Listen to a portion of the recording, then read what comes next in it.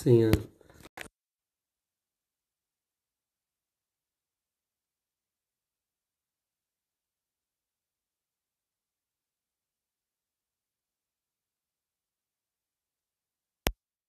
Agora, voltou o áudio? Tô com áudio.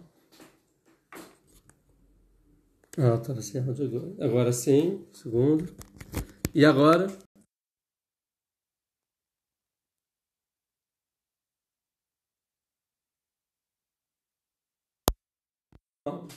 Né? Agora sim. Vamos lá, sem microfone. Então, deixa eu tirar o microfone só para não atrapalhar. Vamos lá. Então, vamos de novo. A gente está vendo a recapitulação. A gente vai começar o capítulo 35, depois da história de Diná. E a gente viu, então, que Yaakov estava morrendo de medo do Esav. E nisso, quem está com medo de Esav, ele vai ter que se deparar com Esav. E nisso que vai se deparar, ele tem medo. E ele fica sozinho. Ele se encontra contra o anjo de Esav. O anjo de Esav tenta matar ele. E aí ele ganha. E aí o Esav fala, deixa eu ir embora. E fala, não, me dê a brachá.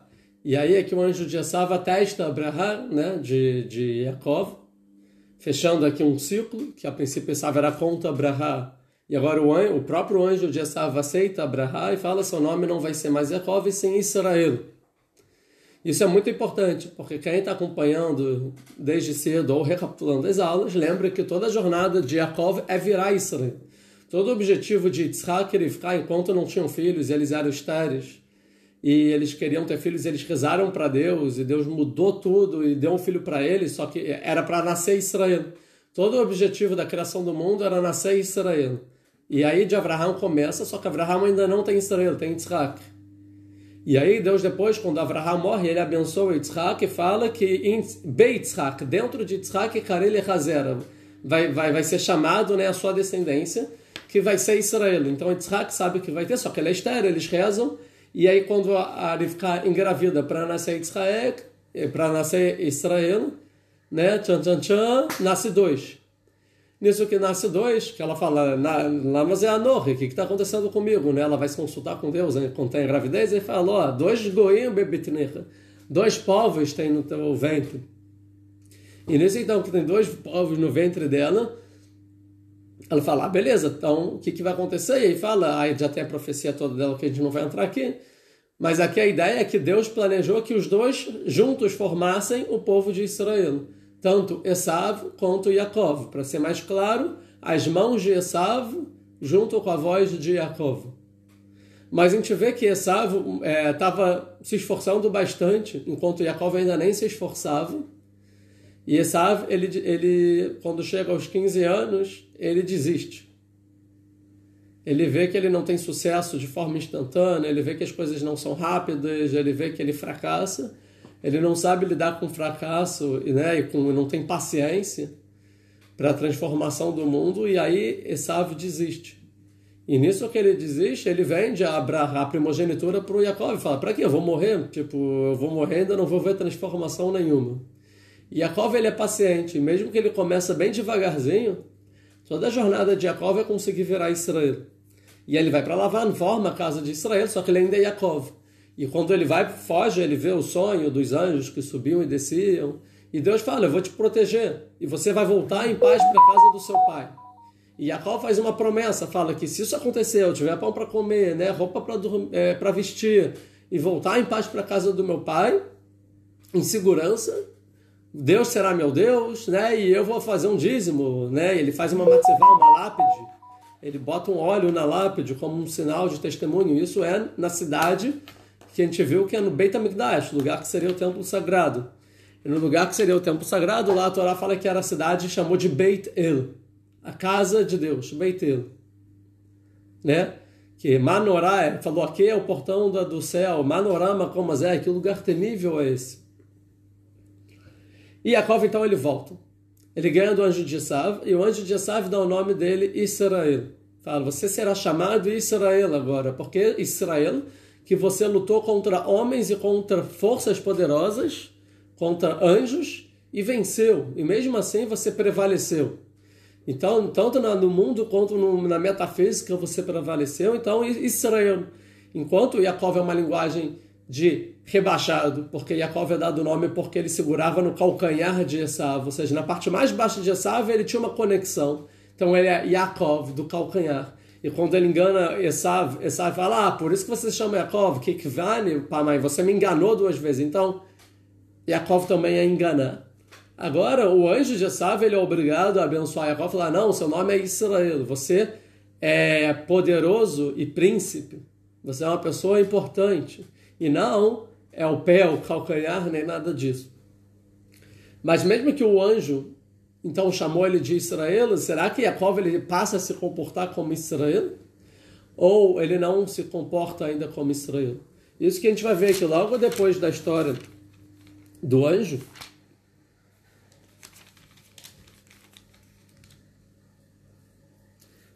O anjo abençoa. E aí começa o capítulo 33, onde fala, vai sair Yaakov e Enav. Yaakov levanta seus olhos e viu Esav vindo. Então ele ainda tinha medo dos homens, ele ainda tinha medo de Esav.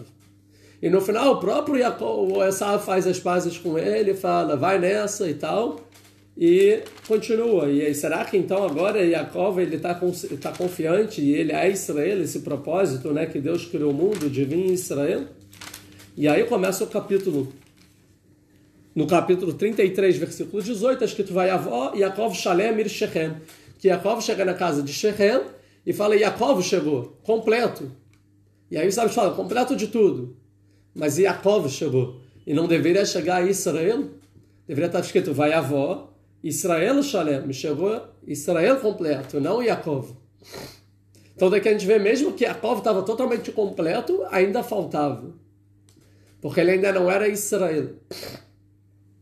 Tanto que faltava, que acontece o que aconteceu com ele da história toda de Diná. E na história toda de Diná, bem ou mal, ele fica calado, ele fica quieto, ele não se intromete. E quem se intromete são os filhos. Os filhos, né, tomam as rédeas da situação e eles fazem o que fazem. Mas o momento todo é Yaakov se comportando com Yaakov, é o Yaakov com medo, é o Yaakov pensando o que os outros vão pensar. É Yaakov pensando como eu vou reagir para que seja também bom aos olhos dos outros.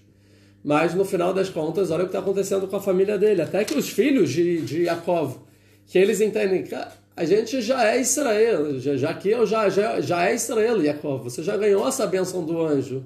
O anjo já falou que você é Israel. A gente já é Israel, não precisa ter medo dos outros, não. E aí eles fazem o que fazem, matam a cidade toda. E aí Yaakov no final repreende eles, né? Vai Omer Yaakov, no final falou Yaakov, não Israel, para Shimon e Levi, vocês me perturbaram e vão me fazer aqui ser abominável perante os residentes da terra. Eles agora vão entrar em guerra contra mim, vão me matar. E a gente viu no final da última aula que realmente tiveram guerras entre Yaakov e os habitantes da guerra. E eles tiveram sucesso, milagrosamente, ninguém morreu da casa de Yaakov. Eles vão se juntar contra mim e vão me matar e vão me aniquilar, eu e toda a minha casa. E aí os anjos falaram, e o quê? Nossa irmã vai ser chamada de prostituta? Tipo, qualquer um pega e a gente não faz nada? A gente tem que dar uma lição. A gente às vezes tem que se mostrar forte para que todo mundo entenda que não pode tocar em Israel, em um povo, não, mas em uma família, Yaakov. E aqui então que a gente terminou a aula passada, e agora a gente chega no capítulo 35. No capítulo 35, vamos lá. Vaiomer Elohim el Yaakov. E Elohim fala para Yaakov. Ainda não é Israel também. Quer dizer o quê? Que Yaakov, ele ainda tem seus medos. Yaakov, ele ainda não consegue se reconhecer como um povo, como alguém que chegou no propósito de toda a humanidade, que pode transformar de fato o mundo. Né? Yaakov. E aí, ele fala, o que Deus fala para Yaakov? Kum, ale. Se levante, suba, Beit El, para a casa de Deus, ou seja, para a cidade chamada Beit El, Veshev Sham, e assente lá, more lá, fique lá, Vease Sham Mizbeach, e faça lá um altar, Lael Anire Elecha, para o Deus que apareceu para você, Beborcha me prem Esav Achicha, quando você fugiu do Esav, o seu irmão. Então aqui a gente vai começar a ver que se Deus chega para Yaakov e fala, se levante, suba, quer dizer que Yaakov então estava sentado. Ou seja, Yaakov, ele estava com dificuldade de se levantar, de se erguer, de parar de ser o calcanhar e passar a ser a cabeça, né? Sobe, não fica embaixo, não olha para baixo, não fica com medo, vai lá. Isso que a maioria dos sábios vão falar. Vamos ver. Vamos começar pelo Urash, um segundo. O Urash, ele vai falar o seguinte: por que Deus ele fala essa mensagem como Ale, suba, né?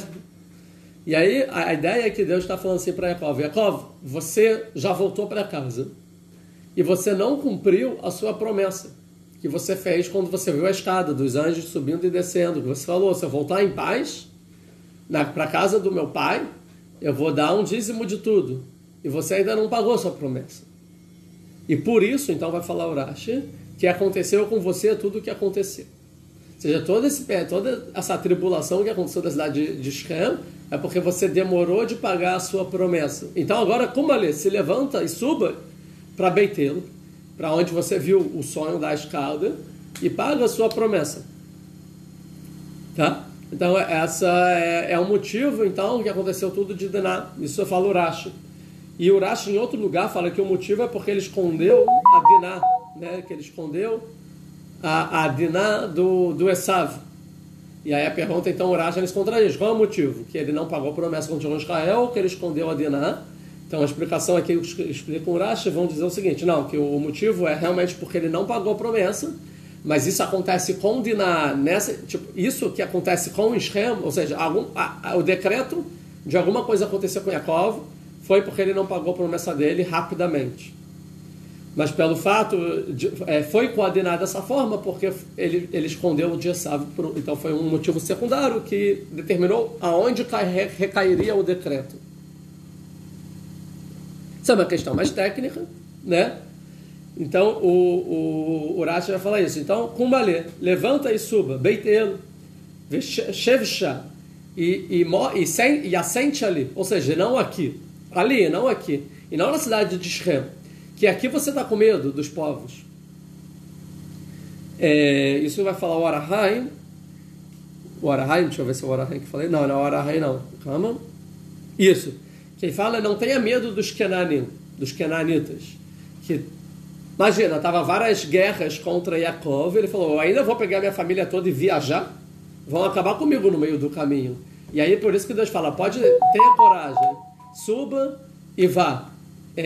Nada vai acontecer com você, eu vou te proteger, não tem problema. E aí Yaakov, então, realmente, ele vai pegar a família toda, se levantar e ir sem medo de ninguém. E aqui Yaakov vai começar a transformação de realmente perder todo o medo e confiar realmente em Deus, na promessa que Deus já tinha feito muito antes, né?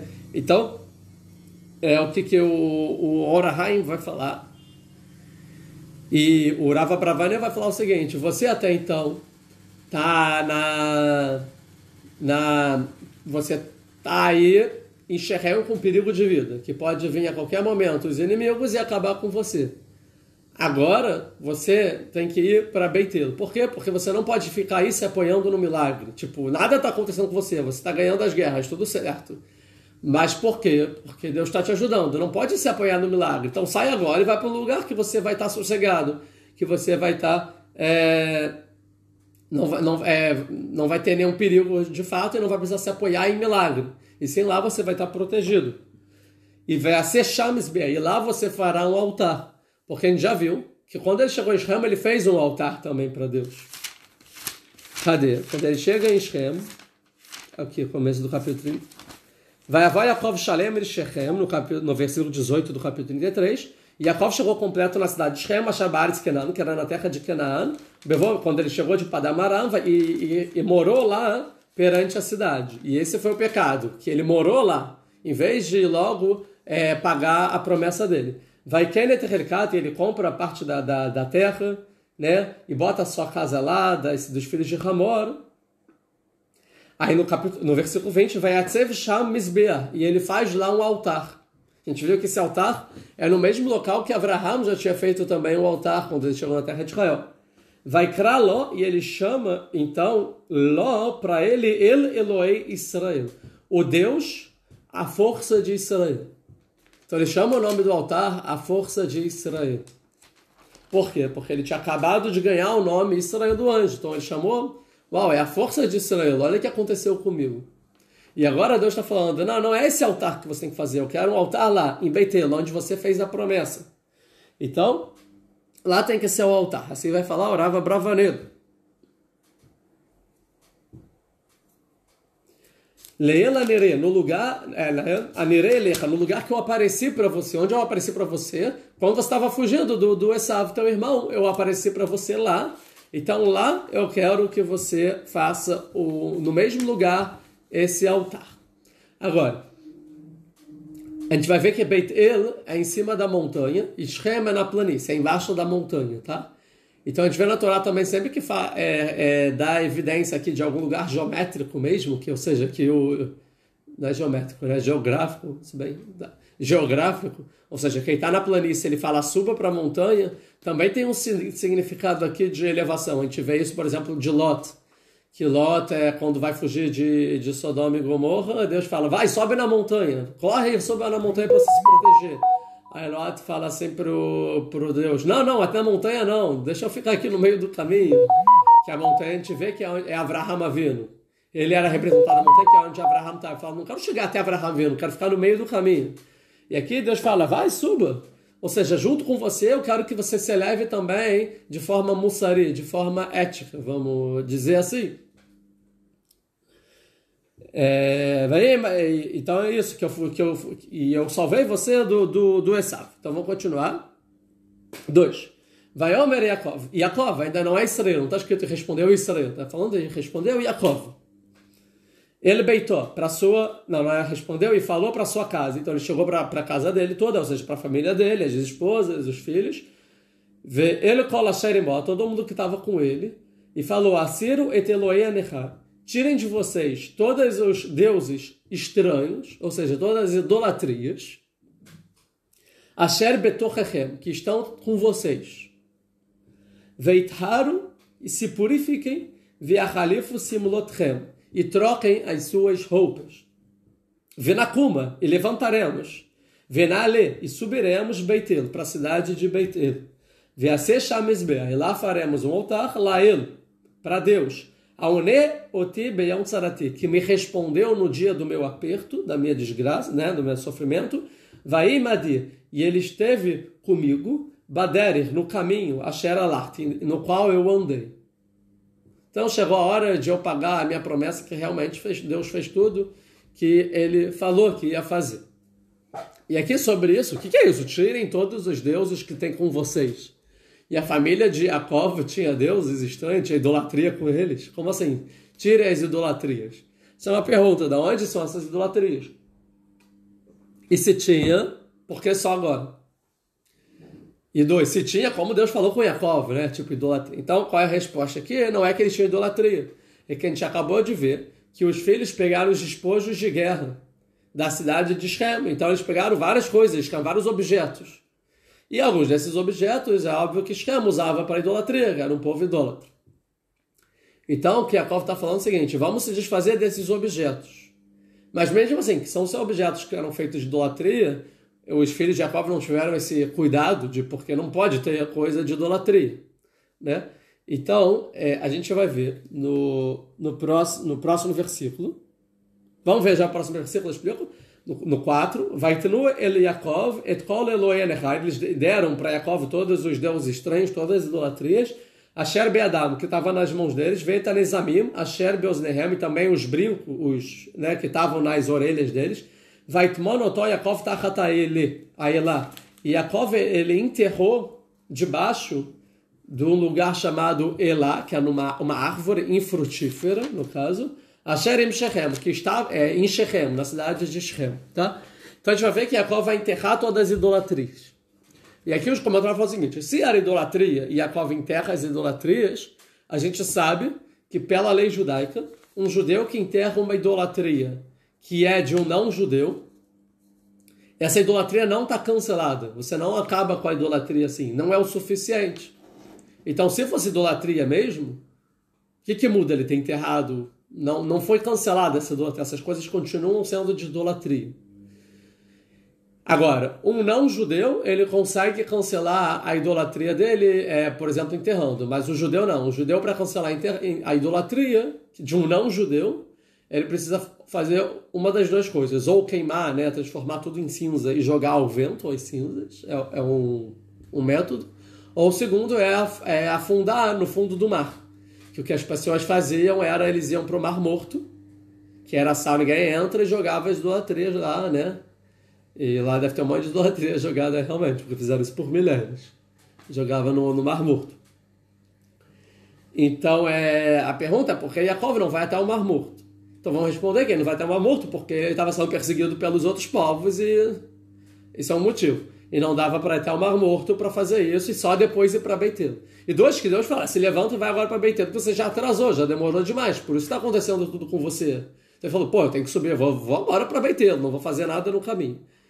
Então, o que acontece? Então, e a idolatria? Ele cancelou a idolatria ou não cancelou a idolatria? A resposta, cancelou a idolatria.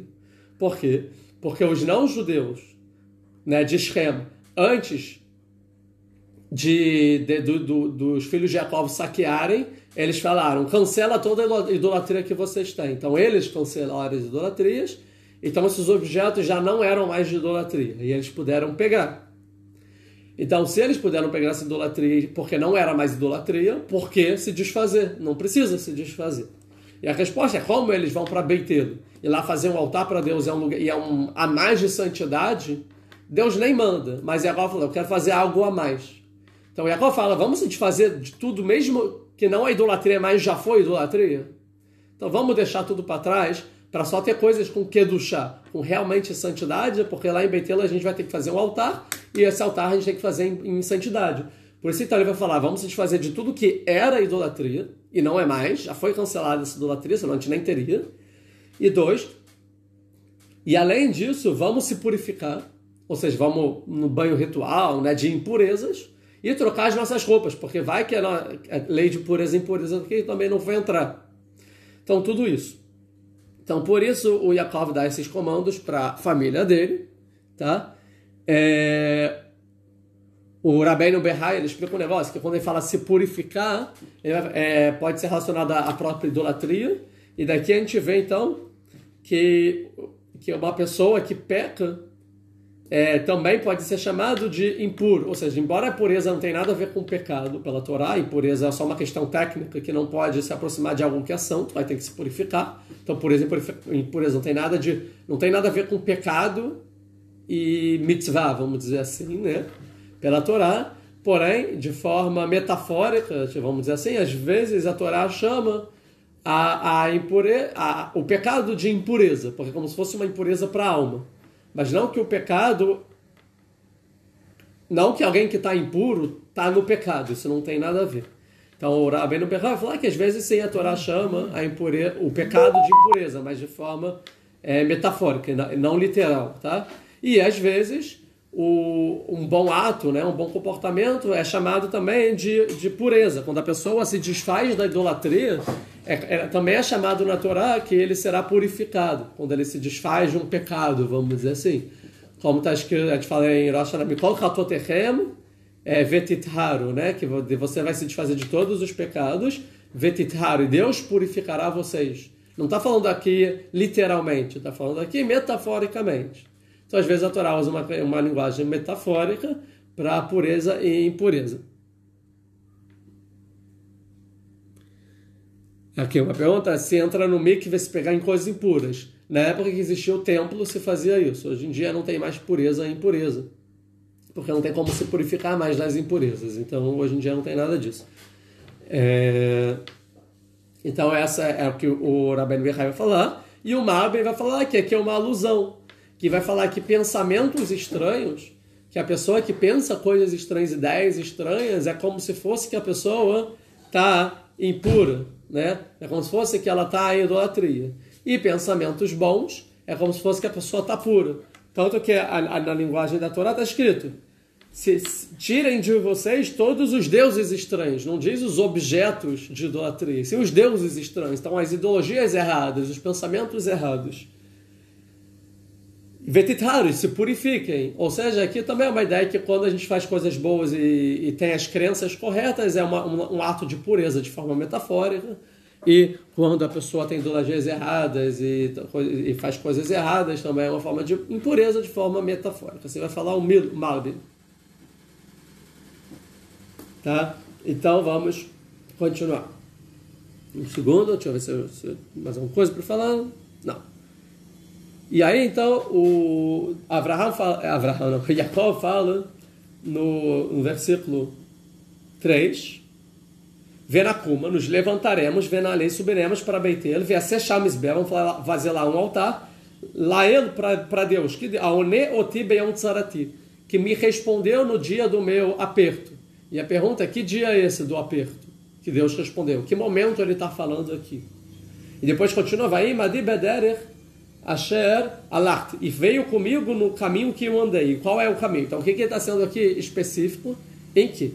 Então, aqui o Rav Abraham falar, Beyom Tzarati é em Shechem, ou seja, que Deus ele me respondeu em Shechem, que ninguém conseguiu tocar na minha família. Tá? E ele andou no caminho, e me protegeu no caminho que eu andei, foi na história de Lavan e na história de Esav. Então, assim ele vai explicar. Ou então ele vai falar que no dia do meu aperto pode ser na luta contra o anjo de Esav também. Outra explicação. E aqui é interessante, porque quando Deus fala para ele no versículo 2, está escrito assim, Deus fala para Jacob, faça para mim um altar, para o Deus que apareceu você, quando você fugiu perante o Esav, seu irmão. Então a mensagem de Deus é, faz um altar, porque eu apareci para você quando você fugiu do Esav. E quando Jacob vai contar para a família, ele muda um pouco a informação. Que ele fala,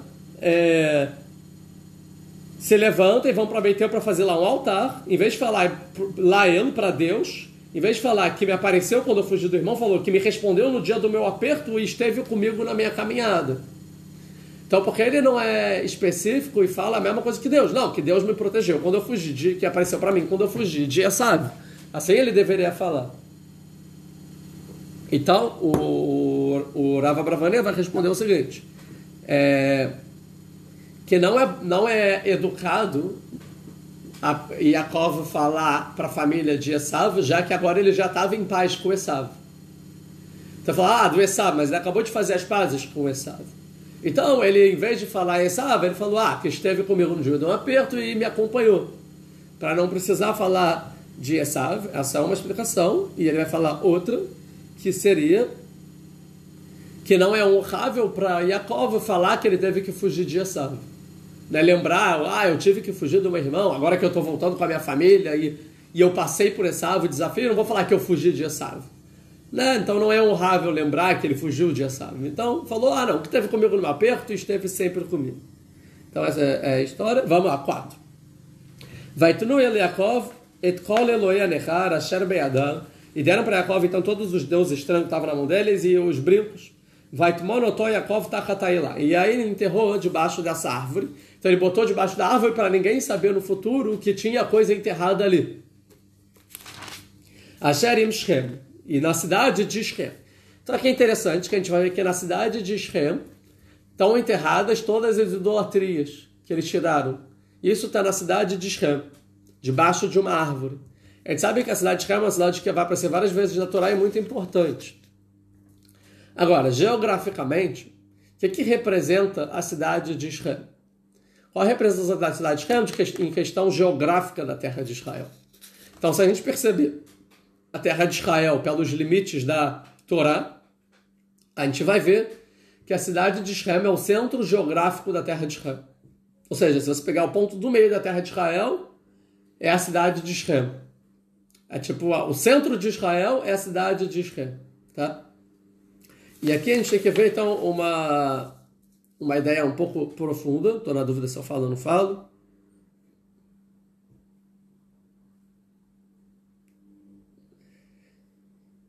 Que a gente vai ver que o centro da terra de Israel, o que tem lá? Idolatria enterrada. Né? Yaakov enterra a idolatria no centro de Israel.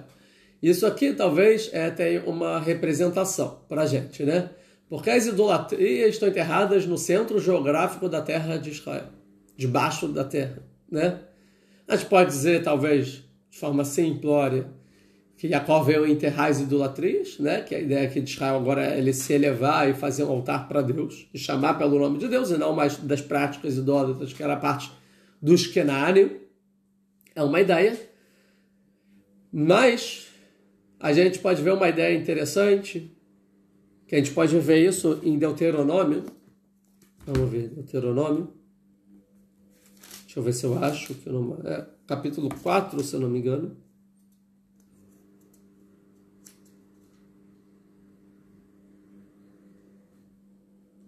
Aqui. Capítulo aqui, é Deuteronômio, para Shavait Hanan, capítulo 4, versículo 25. Lá vai estar escrito o seguinte, e é uma parte pesada da Torá, que a gente lê isso em Tisha B'Av, né? No dia mais triste a gente lê essa parte da Torá. E aí Deus fala assim, né, para o povo inteiro, antes de entrar na terra de Israel, né? Moshe estava dando o seu último discurso, e Deus fala assim, que Toledo Banim, Brei Banim, que agora o povo entrar na terra de Israel, ele fala, e vocês vão ter filhos e filhos de filhos, netos, Venoshatem Baaretz, se vocês vão se envelhecer na terra. O que é se envelhecer na terra? Vocês vão esquecer tudo o que eu fiz para vocês morarem na terra de Israel. Vocês vão achar que morar na terra de Israel é algo normal, comum, simples. Ah, sim, sempre moramos na terra de Israel. Meu avô já morou na terra de Israel, já morava na terra de Israel. Meu bisavô já morava na terra de Israel. E vai esquecer de todos os milagres que aconteceu para vocês estarem aqui na terra. Que eu tirei vocês do deserto, ficaram 40 anos no Egito. E todas as guerras. E agora vocês estão em segurança na terra de Israel. Enriqueceram na terra. 3, 4 gerações. Será que as pessoas vão continuar entendendo e tendo a memória da saída do Egito e agradecendo esse presente do povo de Israel estar na terra de Israel? Ou no futuro vão envelhecer na terra, como se fosse, sempre moramos aqui. Né? Isso é muito fácil, a gente vê isso, por exemplo, nas comunidades judaicas. Por exemplo, os judeus que estão no Brasil, tá bom, tiveram vários judeus que estão no Brasil já há uns 500 anos e por aí vai, mas, por exemplo, a minha família tá em Israel, ficou no Brasil, sei lá, por 3 gerações, são 3 gerações da minha família no Brasil. E aí, na minha geração, o pessoal, meus pais já falam assim, não, a gente sempre morou aqui no Brasil. Só que se você pegar 3 gerações em uma perspectiva história do povo judeu, a gente vai ver que é nada. 3 gerações, né? Por exemplo, a minha família chegou com Abraham chegou, depois agora Jacob chegou com a família na terra de Israel, aí depois vai com as 70 almas, as 70 pessoas vão descer para o Egito na história de Yosef, vão ficar lá 410 anos na terra do Egito, Deus vai fazer os 10 pragas, caminha 40 anos do deserto, aí vai voltar com Yoshua e a geração para a terra de Israel, e assim minha família estava lá na terra de Israel, vai construir o primeiro templo. Depois de 410 anos, o primeiro templo vai ser destruído. Vai para a Babilônia, minha família. Da Babilônia, minha família vai voltar para a terra de Israel com Ezra, Neemias, Zerubabel. Vai ficar mais 420 anos na terra de Israel no segundo templo, certo? Aí é destruído o segundo templo pelos romanos e minha família vai ser expulsa. Vai vagando por aí até chegar na Espanha. Na Espanha eles vão ficar mais ou menos até o século XV, certo? Até que vai ter a expulsão dos judeus da Espanha. E a minha família é expulsa da Espanha. E depois vai, não sei exatamente agora para onde ela vai, se vai para Portugal, vai para a Itália, não sei direito, tem que fazer uma pesquisa, se tiver algum historiador aqui, faça uma pesquisa da minha família. Vai para Portugal, depois de Portugal vão chegar em Amsterdã. Lá em Amsterdã vão fazer uma sinagoga, vão ficar algum tempo em Amsterdã, até que vai começar o iluminismo. Aí, muitas pessoas lá diante do iluminismo vão se assimilar, né? Vão deixar de ser religiosas, até que uma pessoa da família falou, não, eu não quero perder minhas tradições, eu vou voltar para a terra de Israel. E aí ele pega tudo e vai para a terra de Israel. Vai morar antes de ter Estado de Israel, né? E vai para o Líbano, o que hoje é o Líbano, que pela Torá, que é a cidade de Sidom, né? Que seria limite geográfico da terra de Israel. Vai ficar lá 3 gerações, 4 gerações, até que, por causa das guerras, eles precisam vir para o Brasil. E ficam 3 gerações, e aí eu decido voltar para Israel. Né? Então, essa família é a história da minha família, resumida. O que são as 3 gerações no Brasil? Né? É muito pouco dessa história inteira. Mas as pessoas, elas ficam três. Se eu sou judeu messiânico, não. Judeu messiânico não existe. Porque judeu messiânico é cristão. É do cristianismo, eu sou judeu. Do judaísmo, pergunta. Então, o que são 3 gerações? Nada. E aqui é a mesma coisa, Deus está falando. Vocês vão morar na terra de Israel e vão se envelhecer na terra, e aí daqui a pouco seu filho, seu neto, vão achar, é assim, está na terra de Israel, não tenho nenhuma responsabilidade por isso. Veschatem, e eles vão se acabar, vão se depravar, vamos dizer assim. Viassitem peça de Tumunai. O que eles vão fazer? Idolatria. Vão fazer imagens, estátuas, né? Qualquer tipo de imagem, Viassitem Ará, Beinei Hashem, vão fazer um mal aos olhos de Deus, que é a idolatria. Por quê? Porque os Kenanim, as pessoas que moram em volta da terra de Israel, eram idólatras, e eles vão se assimilar e vão fazer a idolatria. Beinei Hashem Eloquecha, o seu Deus, ele é só, para enervar ele vai ficar nervoso, irritado. Vocês estão fazendo idolatria depois de toda a jornada que eu fiz para vocês, em pleno século 21, né? E aí Deus está falando, eu estou testemunhando com vocês hoje, que é antes de eles entrarem na terra de Israel, né, no deserto. Entre chamar e inventar pelos céus e pela terra, que a avó de Tovedu, que quando isso acontecer, vocês serão dizimados, acabados, marrer rapidamente, que é a destruição do primeiro templo e depois a destruição do segundo templo. Me'al haaretz, de cima da terra de Israel, vocês vão ser acabados dentro da terra de Israel. Asher atem ovrim et Yardem, que vocês agora vão passar o rio Jordão, chama lá, liristá, para herdar ela. Lotarichum yamim aleia, saibam que se isso acontecer, vocês não vão estender muito os seus dias sobre ela. Que é shamed te shamendou, porque vocês serão aniquilados. Então Deus deixou bem claro. Se você esquecer de todo o esforço de chegar até aqui e começar a se assimilar pelos povos da redondeza, saiba que não tem como ficar na terra de Israel. A terra de Israel não aguenta idolatria vinda de um judeu. Vefitz Hashem etchem bayamim. Tá bom, então vamos supor, os judeus foram lá, entraram na terra de Israel e acabaram fazendo idolatria. E aí Deus vai tirar eles da terra de Israel. E aí, mas com qual propósito? A princípio, para eles se retificarem, né? Para eles melhorarem e poderem voltar para a terra de Israel. Aí olha o que fala na Torá. Vefitz Hashem etchem bayamim. E eu vou espalhar vocês entre os povos. Vocês não estão se assimilando pelos povos, eu vou espalhar vocês pelos povos. Venishartem metem mispar, e vocês vão sobrar poucos, vocês serão minorias, né, em cada país. Bagoim, dentre os estados, os povos, as nações. Asher narrega Hashem etchem shama, que Deus vai levar vocês para lá. Espanha, Alemanha, França, Brasil, Estados Unidos. V'avadtem sham Elohim, e aí qual é a consequência disso? V'avadtem sham Elohim masei yedei adam, e vocês vão trabalhar para lá, lá nesses povos, vocês vão trabalhar para deuses feitos pelas mãos dos homens. Etzvaevim, de pedra, de madeira e de pedra, né? Pedra e pau. Asher lo yirun, que vocês nunca viram, velo yishmeu, e nunca ouviram. Velo yochlun, velo yirun, e nunca comeram dele, e nunca cheiraram nada deles. Ou seja, vocês vão fazer idolatrias que vocês nunca conheceram, de pedra e de pau. O Bikastel me chama, e lá vocês vão pedir Etashem, por Deus, o Matzata, e encontrará. Porque vocês vão me perseguir com todo o seu coração e com toda a sua alma. Todas as desgraças vão acontecer com vocês.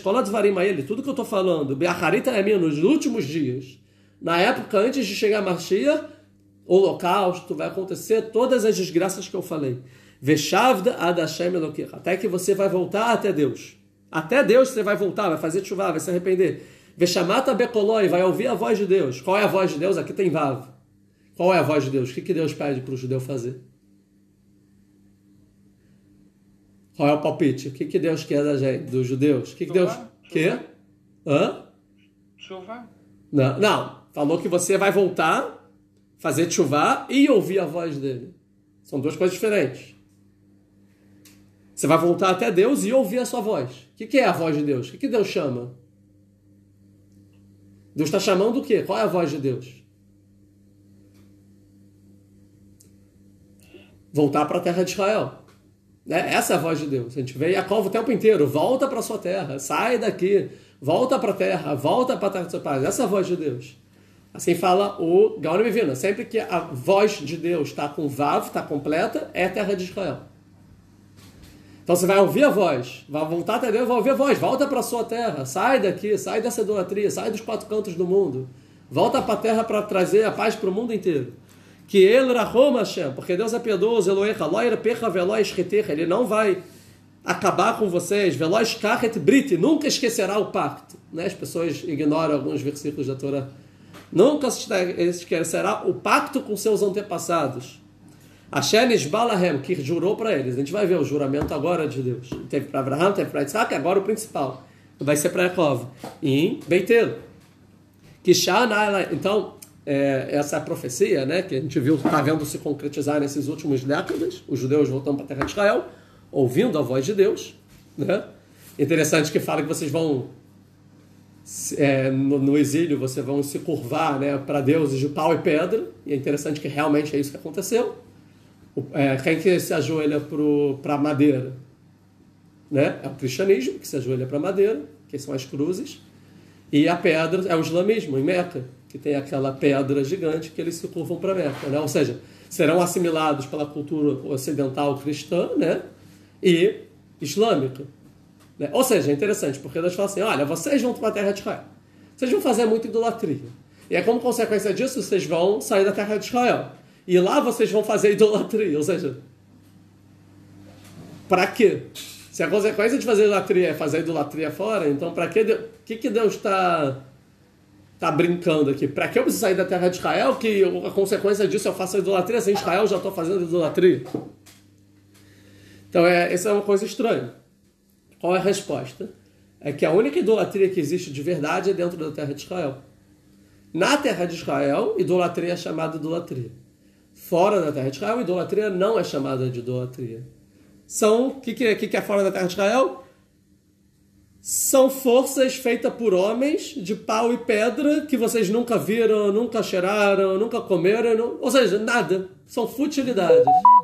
Ou seja, as idolatrias fora da terra de Israel são ideologias vãs. Não é a idolatria de verdade. Quem sabia fazer idolatria eram os cananeus. Os cananeus faziam idolatria. Está escrito na Torá. Não siga o caminho dos cananeus que fazem idolatria.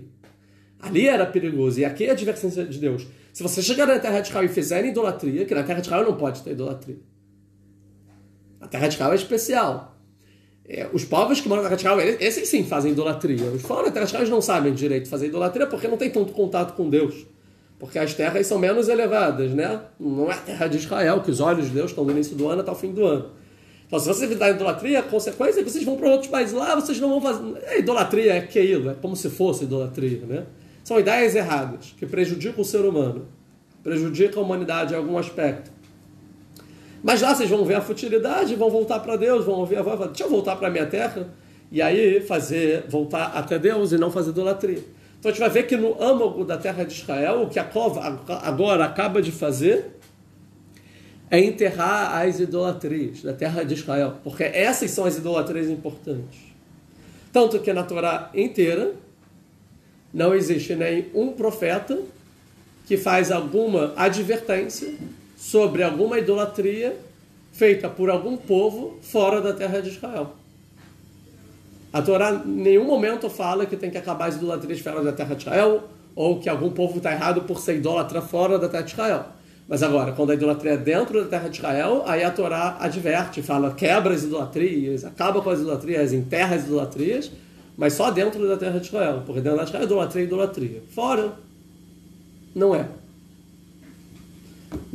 Como fala na Gemara, os nossos sábios, que as pessoas não fazem idolatria hoje em dia. Eles só seguem o costume dos pais. Fala, Masé avotechem beyadchem. Os atos, os costumes, os hábitos dos pais estão nas mãos deles, mas eles fazem idolatria? Não faz. Eles só acreditam em costumes e hábitos estranhos à cultura judaica, que se for verificar teologicamente, filosoficamente, na prática, eticamente, talvez não faça muito sentido. Mas não é idolatria, é só um costume. Dentro da terra de Israel, não. Então, é isso que a Torá está falando aqui, que a gente lê em Tisha B'Av, então. Só que os judeus, fora da terra de Israel, acabam percebendo isso. Falam, cara, tem que sair disso, tem que voltar para a terra e ouvir a voz de Deus. O que é a idolatria? A idolatria é se curvar, sacrificar, fazer incenso para outras forças da natureza, né? Que não é Deus único, que não é Deus único. Isso é idolatria. Por exemplo, os cananeus tinham um moler. O que é o moler? Que sacrificava por a idolatria deles o filho primogênito no fogo. Ia lá e dava o filho no fogo. Né? Então, botei por aí.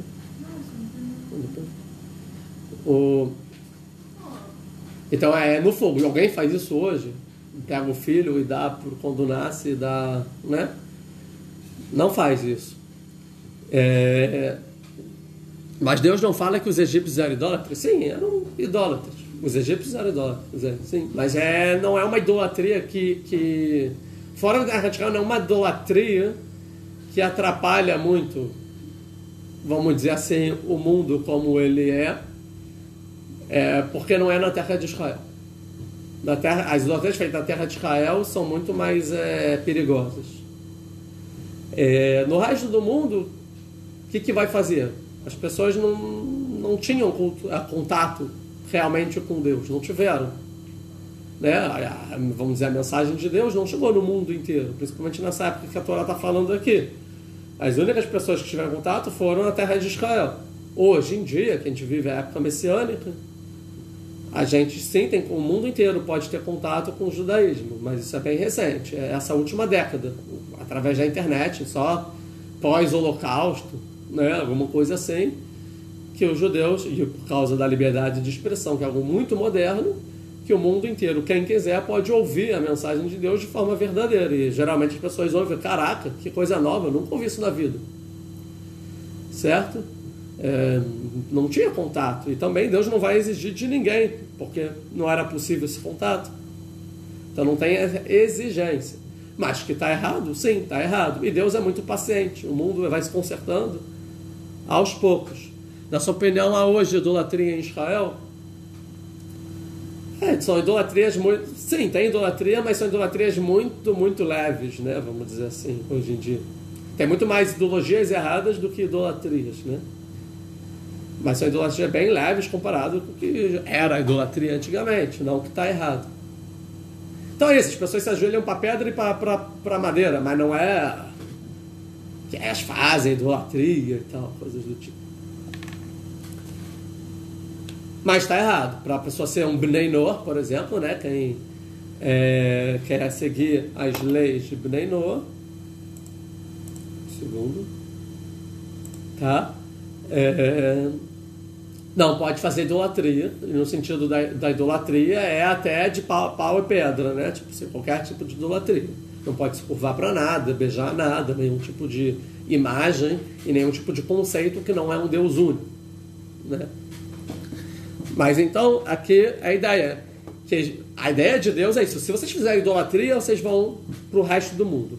No resto do mundo, vocês vão ver que não é a idolatria de Israel. No final, vocês vão voltar para Deus. E quando vocês voltarem para Deus e ouvirem a voz de Deus e voltarem para a terra de Israel, no final das contas, vocês vão fazer...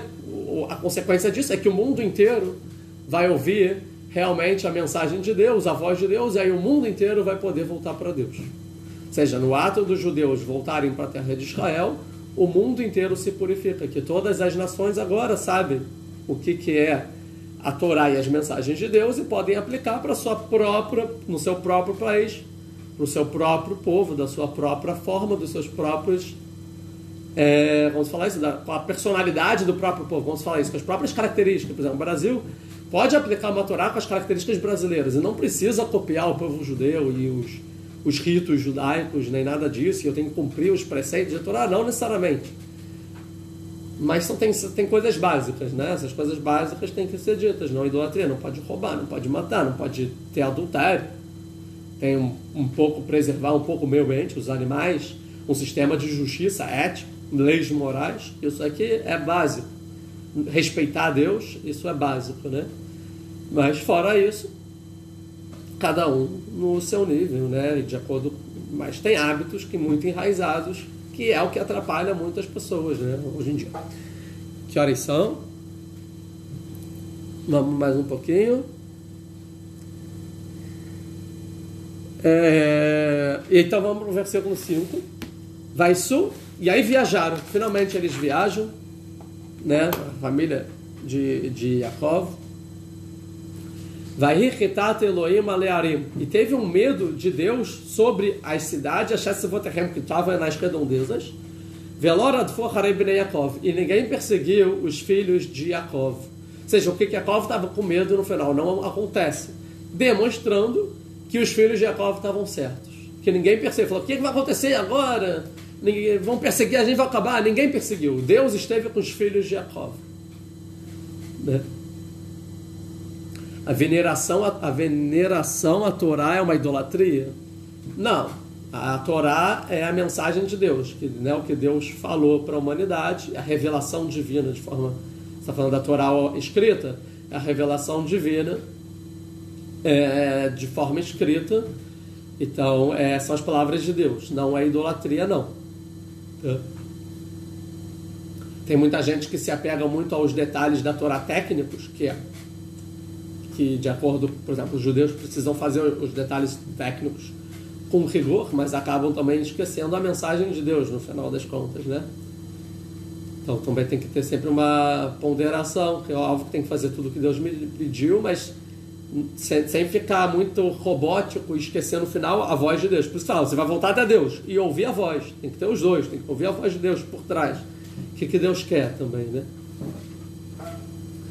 E assim cada pessoa é pessoa. O principal dos não-judeus não é se apegar nas práticas que a Torá conta, e sim é a mensagem por trás. Qual é a mensagem da Torá e como eu posso aplicar isso na minha sociedade?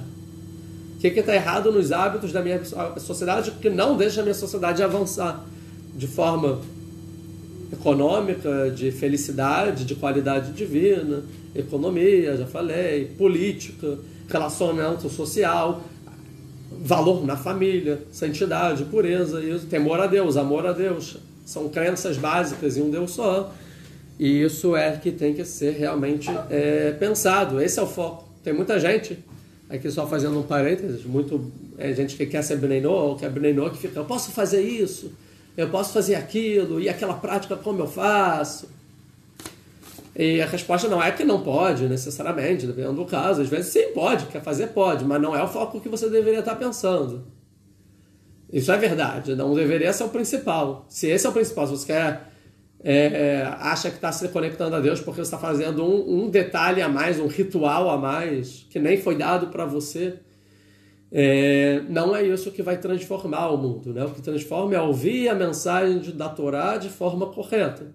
E para isso precisa purificar todos os conceitos deturpados que já foram aprendidos por hábitos, que estão enraizados na cultura local de cada sociedade. E por isso eu faço essa aula de Bereshit, que a gente começou do início e vai passando de palavra em palavra, para ir purificando cada significado errado, né? E assim eu também tenho vários retornos de várias pessoas que vêm agradecer e falar, caraca, realmente mudou a vida. Hoje mesmo, teve uma ou duas pessoas, eu acho. Né? E graças a Deus, com a internet, a gente consegue trazer a nossa mensagem e o judeu finalmente pode dar mensagem sem morrer também, né? O que não aconteceu em milênios da humanidade, né? E finalmente. Então, para terminar, 6. Vai avó Yaakov Luza, e Yaakov foi para a cidade de Luz, Asher Beretz Kenan, que estava em terra de Kenan, e Beitel, que é a cidade de Beitel, veio Vecholaam Asher Imo, ele e todo o povo que estava com ele, vai ver Shamisbei, constrói lá o altar, vai Krala Makom El Beitel, e chama o lugar El Beitel, ou seja, o Deus que está em Beitel, porque lá foi revelado no sonho da escada Deus, que chama Niglu Elai, porque lá ele foi revelado para mim, a Elohim Biborho, quando eu fugi me Preyechiv, do meu irmão. Então aqui ele vai referenciar, a gente esses últimos versículos vai ver ela que vem melhor, mas interessante que no Shechem, o nome do lugar é El Beit Israel. E aqui ele dá El Beit El. Ou seja, lá é Deus que está na casa de Israel, do povo Israel, em mim, Yaakov, né? Que está comigo. Ou seja, focando na pessoa. E aqui ele foca no lugar. Deus que está em Beit-El, que lá teve a revelação divina, e lembrando que é o Beit HaMikdash, né? E assim falam os sábios, que Avraham, quando ele chega no lugar do templo com Yitzhak, ele chama o lugar de montanha. Hara Eloquim, é a montanha de Deus. Chama de montanha. E Yitzhak ele chama de campo, de Sadeh, campo. E Yaakov chama de Bait, de casa. Então, o negócio que é uma montanha, que é um visual da natureza que é inóspito, que não tem nada. Yitzhak já começa a plantar, já transforma num campo. E Yaakov, ele já edifica uma casa, né? Ele já chama a casa de Deus. Ou seja, Deus já está mais residindo no mundo através desse local. Ou seja, que através desse local, a força de Deus vai se revelar no mundo inteiro. Que Mitzion Tetzetorah, Dvar Hashem Yerushalayim. Que de Sião sairá a Torá e as palavras de Deus de Yerushalayim. Né? Beborchom Bnei Achiv. Então, a gente vai terminar. E aqui interessante, que vai Krala Makom, que ele chamou o lugar, ele chamou em voz alta para divulgar. E agora ele não está mais com medo, Yaakov. Ele não está mais com medo de ser Yaakov, que os outros vão me matar. Ele vai pegar a família, faz o que ele faz, constrói o altar e ele divulga. Gente, esse é o lugar sagrado. Ó Deus, aqui a gente está. E aqui talvez Yaakov, com essa força de vontade, em vez de ser o coitadinho, não, vamos pegar e falar o que Deus faz e avisar o mundo inteiro a mensagem, talvez agora ele está apropriado para realmente se declarar como Israel, e não mais como Yaakov. A gente vai ver que vai precisar passar por mais uma coisa na vida dele, até que Deus vai se revelar para ele, e finalmente, depois de toda a nossa jornada de Yaakov vai virar Israel, provavelmente na aula que vem. Muito obrigado, curtam, compartilhem com as pessoas interessadas, convidem para o canal no YouTube, convidem para o canal, a página no Instagram, e a gente se vê semana que vem, se Deus quiser.